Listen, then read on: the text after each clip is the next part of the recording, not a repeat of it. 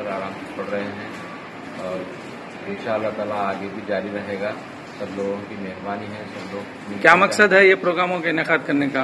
खासकर नात शरीफ पढ़ने को हुज़ूर सल्लल्लाहु अलैहि वसल्लम की मोहब्बत के लिए मोहब्बत में नात शरीफ पढ़ते हैं, उसका सवाब सबको अता हो।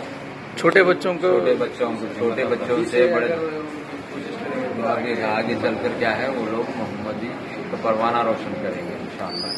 तो मिलाद के महीने में हर साल 30 साल से कर रहे हैं। 30 साल से कर रहे हैं। 31वां साल चल रहा है। मस्जिद आसार शरीफ में नातिया मुकाबला हाशिम भाई बॉम्बे अहमद टेक्सटाइल की तरफ से उनके वालिद साहब पहले से करते थे। आज 31वां साल है जो मुसलसिल बच्चों के नातिया प्रोग्राम रखते।